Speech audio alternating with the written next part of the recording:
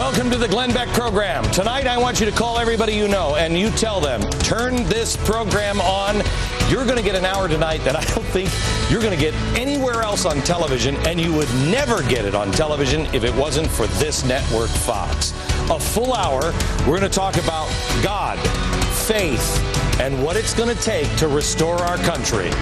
Don't miss a second. Come on, let's go.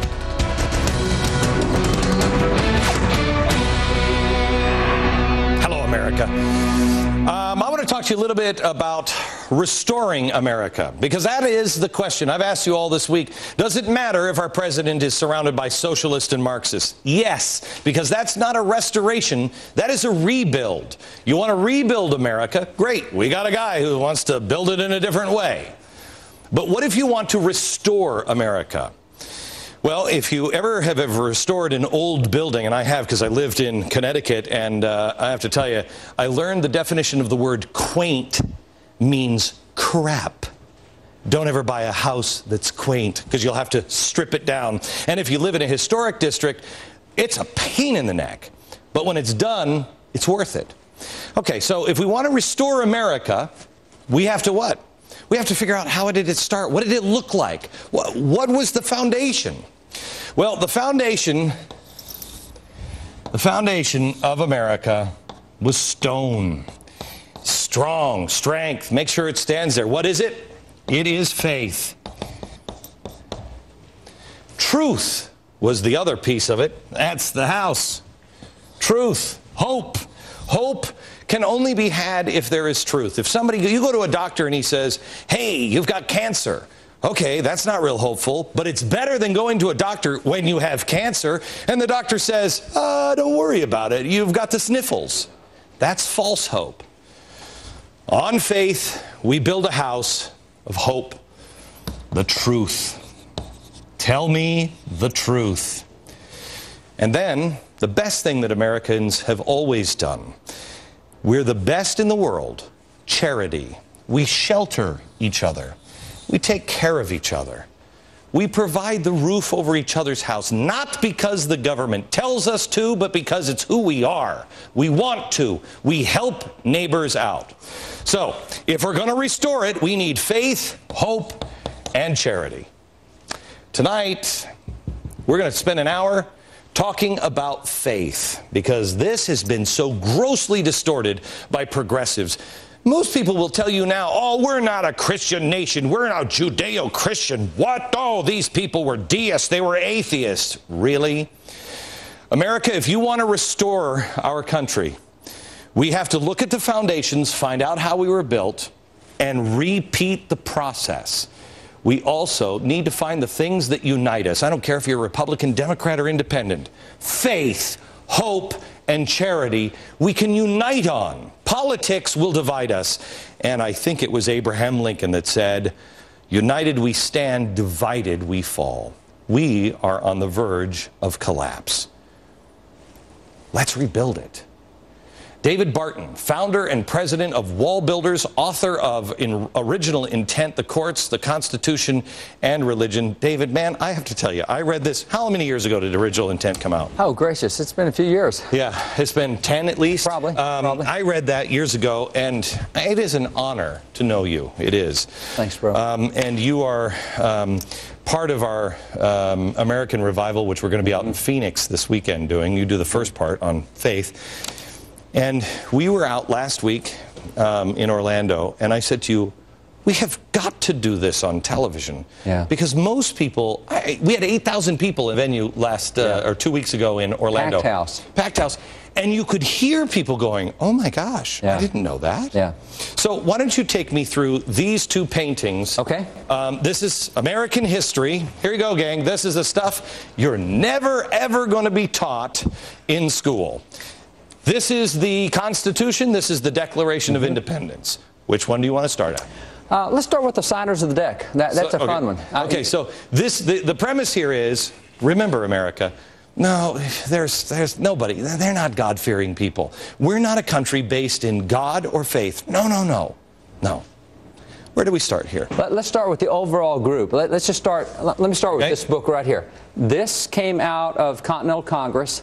This is the rarest, one of the rarest books in America. That little jewel right there is the first Bible printed in English in America. Where am I going? Up here? One of the first Bibles printed in English in America, and it was printed by those guys right there. That Congress printed that Bible, and the original congressional documents say that that Bible is, quote, a neat edition of the Holy Scriptures for the use of our schools, end quote. I'm sorry, what? A neat edition of the Holy Scriptures for the use of our schools, end quote. And in the front of that Bible, it has a congressional endorsement recommending But everyone that Bible. will tell you separation of church and state. And that's what they wanted. They're the guys who came up with that. So I think they know what the definition is. Okay. How many of these are left? There's 22 left in private hands. They printed 10,000 in Congress, and there's 22 left, and that's one of the 22 right there. Okay. So let me start now. There's Congress. Let me just get a big red marker here so people can see it. Here's the Continental Congress, and they're getting ready to sign the Declaration of Independence. That's Richard Henry Lee. He's the guy who made the recommendation that we separate from Congress. It was really cool. When he died and his papers were passed on to his grandson printed the papers in 2 volumes, and they looked at the papers and says, isn't it cool that we had so many Christians together? And so he's looking at all the founders' writings, and that was the epitome of what a Christian patriot looked like, was Richard Henry Lee. Let me ask you this. Because when the left always paints Christians as hate mongers. Yeah. These guys, George Washington, I mean, they were vigorous defenders of other faiths, of Jewish religion, of any other religion, right? They were. One of the things you find is that was the trait that they taught of Christianity. Christianity is not coercive. They said, don't compare us to European Christianity. That was coercive. We're not. We believe that truth wins. You present the truth. That's fine. And so you'll find that in the American Revolution, we had Jewish patriots. We had Christian patriots. We had Muslims here in 1619. We had the first Jewish synagogue, 1654. These guys had no trouble with other religions, but they didn't deny their own. Ben Franklin, he was asked, I think it was by Yale, you'll know this better than me, asked by Yale, what is the definition of the American religion? And he said, there is a God. That's right. There is an afterlife. We'll have to answer for our sins in the afterlife. And the best way to serve God is to serve other people. That's right. That doesn't sound like, I mean, that's not hate mongering. Not radical stuff at all. Right. And that's why they were so good, as they set forth that model of real cooperation. And they're really good on that. You know, let's go to number 2 here. Who's this? That's Sam Adams. Sam Adams, the father of the American Revolution. He was really known as a outspoken Christian guy. This is one of his proclamations. As governor of Massachusetts, he did 7 of these. 7 times he called his state to prayer, and it is not squishy language that he uses in he was amazing. He was outspoken. If you see here on the Faith, Hope, and Charity posters that we have made, can you get a shot of that? The Faith, Hope, and Charity, that is Samuel Adams. That first face is Samuel Adams. Because you read him. Oh, yeah. Oh, my gosh. Oh, yeah. And you talk about separation of church and state.